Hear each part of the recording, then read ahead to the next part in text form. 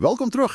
Vandag kyk ons na die bronne wat jy gedeel het oor Itabashi-wijk in Tokio. Ja, en dis nogal fascinant. Dit is, ja. Jou materiaal wys duidelik Itabashi is soveel meer as net 'n naam op 'n kaart. Absoluut. Dis 'n plek waar die geskiedenis amper tasbaar is. Veral daai rol as die heel eerste posdorp, die Shukuba, né? Presies, op die ou Nakasendo hoofweg uit Edo, die ou Tokio. Dit voel regtig soos 'n soort van tydkapsule of 'n poort na die verlede as jy daaraan dink. Ja, beslis. So ons plan vandag is om saam deur jou bronne te werk.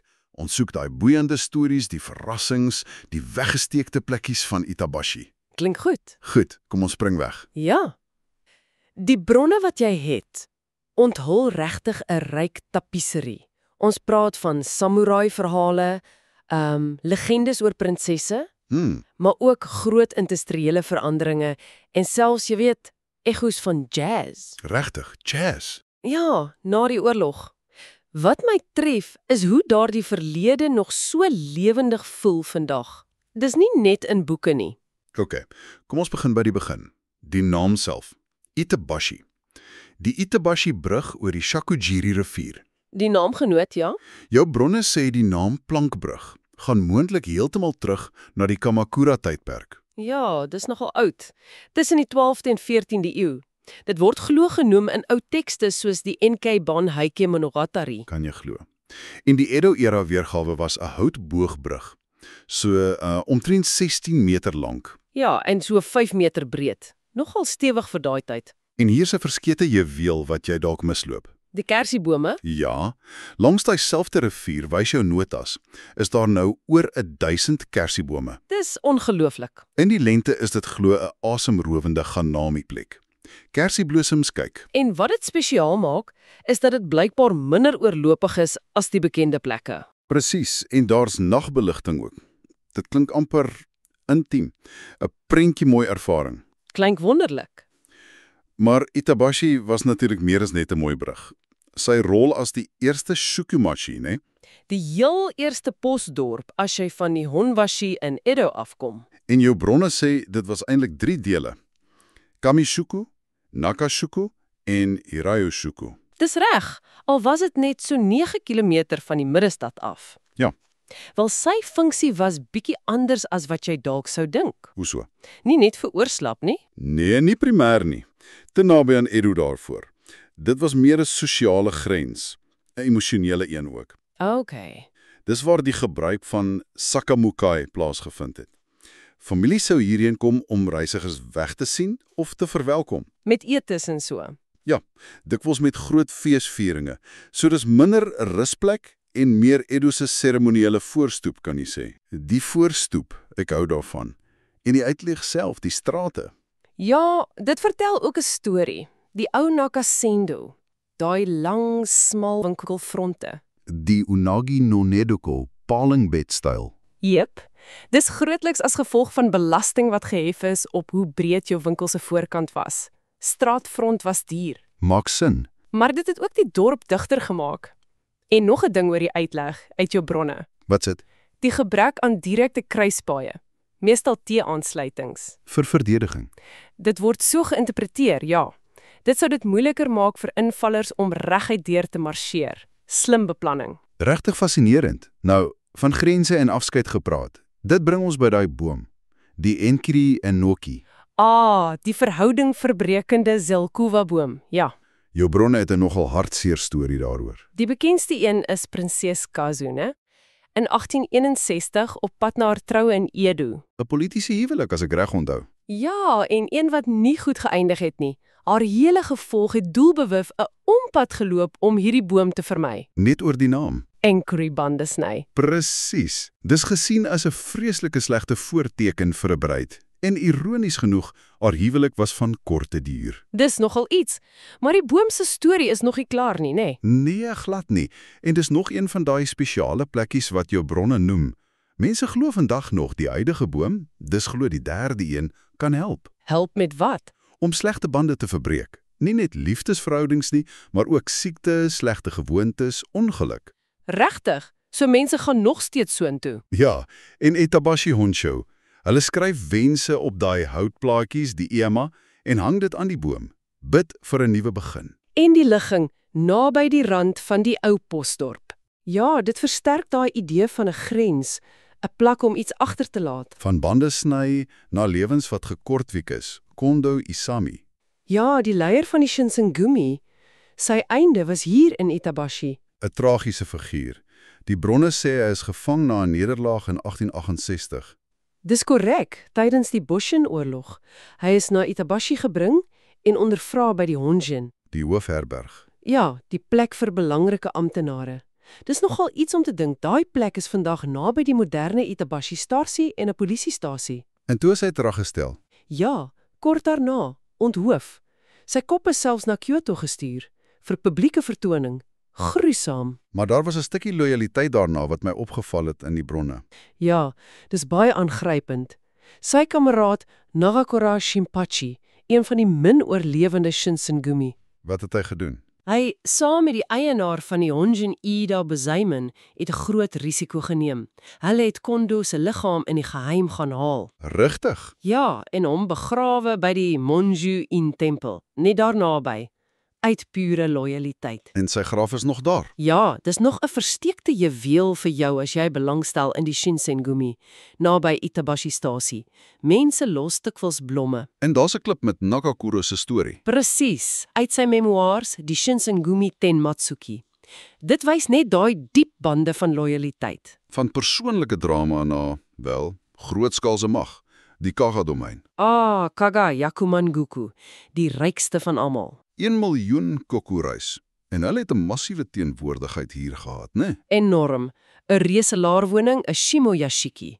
Jou bronne sê oor die 100,000 supu. Wat gelykstaande is aan... So wat 16 Tokyo Domes. Dis ondinkbaar groot. Wat het hulle daar gedoen? Wel, dis waar die Kaiga-heer, die Maida-familie, sou bly of rus naby Edo, strategies geleë op die Nakasendo. So hy kon sy eie plek gebruik vir daai Sakamukai-ritueel.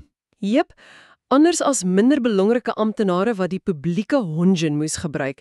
Dis 'n statusding. En dit was seker pragt en praal. Beslis. Die tuin was glo ongelooflik, gestileer na die beroemde Kenroku-en-tuin in Kanazawa. 'n Wandeltuin om 'n dam, Chisen Kayushiki-tuin. Daar sy, met kunsmatige heuwels, Chukiyama. Al het selfs Japanse kraanvoëls aangehou. Wow.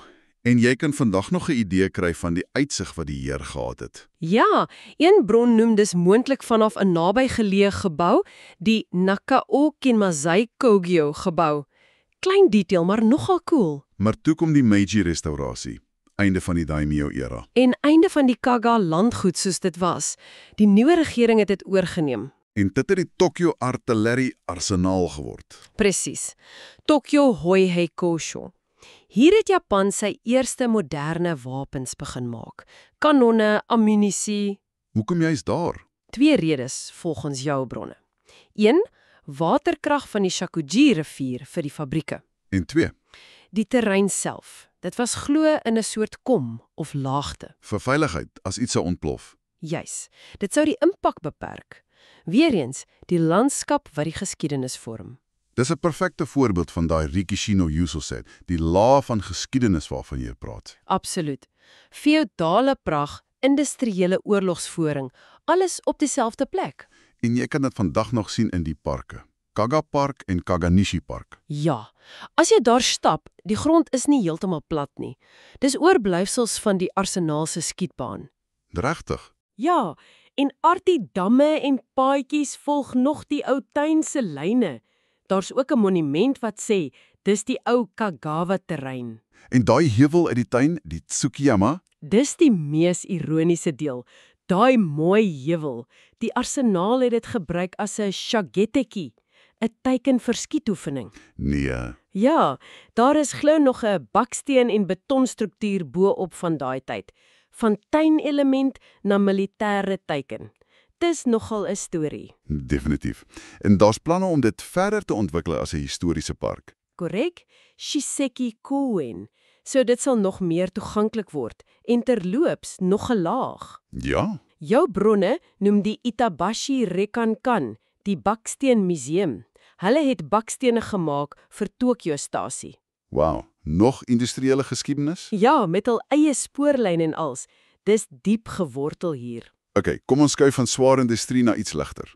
Prenteboeke. Ah, die Ehonomache, prenteboekdorp. Wat is die storie daar agter? Dis 'n meer onlangse ding, né? Ja. Dis deels geïnspireer deur Itabashi se stadsbande met Bologna in Italië, wat baie bekend is vir kinderboeke. OK. En dit bou ook voort op Itabashi se eie sterk drukkersbedryf. So hulle kombineer dit om lees te bevorder en lokale besighede te ondersteun. En dit sluit aan by ouer stories ook. Presies. Dit het nuwe lewe geblaas in die ou volksverhale, die Mukashibanashi van die area. Soos daai een van die priester en die diewe, Oshosan to Nusubito. Jep, uit die Akatsuka area. 'n Klassiese storie waar die wyse priester die diewer met woorde oorreed om pad te gee. En nou word dit 'n prenteboek. Ja, dis deel van die Ehonomachi projek. 'n Mooi manier om daai ou stories lewendig te hou vir kinders vandag. Dis wonderlik. Maar soos ons gesien het, Itabashi is nie net mooi stories nie. Die Tweede Wêreldoorlog. Ja, die groot Tokio ligaanval van Maart 1945, dit het ook hierdie area geraak, veral Akatsuka. En die hoofpriester van die Yoronji-tempel. Ja, hy was diep geraak deur al die lyding, die verlies. Nie net van die oorlog nie, maar ook die groot Kante-aardbewing van 1923. En hy wou 'n monument oprig. Ja, maar nie 'n oorlogsmonument nie. Iets vir vertroosting, vir die siele van almal wat gesterf het en 'n simbool van vrede. En die resultaat is die Tokyo Daibutsu. Presies, die groot Boeddha van Tokio. Maar, en dis belangrik, Wat? hy's nie antiek nie. Hy's eers in 1977 voltooi. Regtig. Ek het aangeneem dis 'n ou een. Nee, maar sy betekenis is baie diep. 'n naoorlogse monument vir vrede. Hy staan in 'n stil woonbuurt in Akatsuka. Jy moet hom gaan soek. Nog 'n versteekte juweel. En die manier hoe hy staan. Ja, dis aangrypend. Hy kyk uit oor Tokyo. Maar sy rug is gedraai na die weste, die rigting waaruit die bomwerpers gekom het. Sjoe. Soos 'n stille waker. Presies, wat oor die stad waak teen toekomstige rampe. Dis baie simbolies. Die tempel het ook inligting oor hoekom hy gebou is. Wow. So as ons nou alles saamvat, Itabashi is regtig 'n plek met laag op laag. Definitief. Van die Nakasendo se dae, samurai prinsesse, die Kaga mag. Dan die arsenaal, die industrie en dan die soeke na vrede met die Daibutsu. Dis nogal 'n volle sirkel. Ja, dis amper 'n mikrokosmos van Japanse geskiedenis, maar met sy eie unieke draaie. Al daai plekke, die graf, die boom, die parke, die Boeddha, dis nie net toeristeplekke nie. Dis plekke vir nadenke. Ja, plekke wat die lewens en keuses van mense voor ons weerspieël. Vir jou wat hierdie bronne bestudeer het, wys dit hooplik net hoe diep jy kan delf in 'n plek wat dalk op die oog af gewoon lyk. Absoluut. En net een laaste gedagte vir jou wat luister. Ja? Jou bronne het ook gehint na nog laag. Stories van Toho Studios se geheime filmkelders, 'n naoorlogse jazz swartmark. Daai het ons nie eers by uitgekom nie. Presies. Dit laat 'n mens wonder. Hoe beïnvloed al hierdie verskillende egos, samurai, prinsesse, fabrieksarbeiders, filmmakers, jazzmusikante, die gevoel van Itabashi vandag? Selfs op plekke wat nie gemerk is nie. Ja, die onsigbare atmosfeer. Dis dalk iets vir jou om verder oor te dink, of selfs te gaan verken, nou dat jy weet wat onder die oppervlak lê.